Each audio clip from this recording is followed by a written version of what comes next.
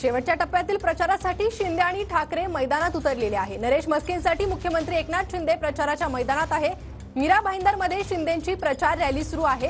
अमोल कीर्तीकरांच्या प्रचारासाठी दुसरीकडे उद्धव ठाकरे हे बाईक रॅलीत सहभागी झालेले आहे। ही दोन्ही दृश्य आपण पाहत आहोत। एकीकडे नरेश म्हस्के यांची रॅली आहे, या रॅलीत मुख्यमंत्री एकनाथ शिंदे हे देखील आहेत। दुसरीकडे अमोल कीर्तीकर यांच्यासाठी उद्धव ठाकरेंची ही रॅली निघालेली आहे।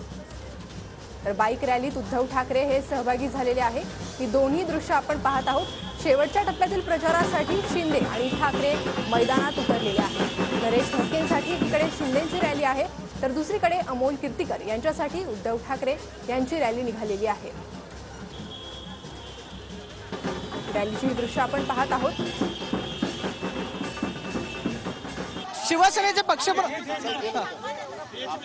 शिवसेनेचे पक्षप्रमुख सन्माननीय उद्धव ठाकरे हे आपण पाहतोय की बाईक रॅलीमध्ये सहभागी झालेले आहेत। उद्धव साहेब, काल मोदींची काल सभा झाली। मोदीजी असं म्हणाले की मुंबईला मला परत अधिकार मिळवून द्यायचे। काढले कोणी अधिकार? मोदींनीच काढले। आणि त्यांचा भाजपचा खाओवादी जो जाहीरनामा आहे तो सगळीकडे ते राबवत आहेत। मुंबई लुटली, महाराष्ट्र लुटतायत आणि मुंबई महापालिकेचा पैसा हे त्यांच्याकडे ते वळवत आहेत। त्यामुळे मुंबई आणि महाराष्ट्राचं लुटलं गेलेलं आणि लुटलं जाणारं वैभव मी परत आणल्याशिवाय राहणार नाही, हे मी सांगतोय।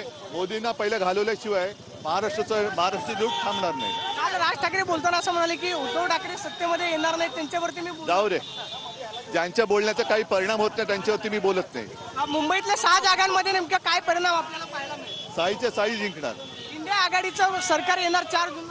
हो, म्हणजे काय, त्याच्यासाठी प्रचार करतोय की इंडिया आघाडीचं सरकार जे आहे ते 4 जून नंतर येईल अशी प्रतिक्रिया उद्धव ठाकरेंनी दिल्याचं पाहायला मिळते। कॅमेरा पर्सन अभिजित पिसेसोने, प्रदीप कापसे, TV9 मराठी, मुंबई।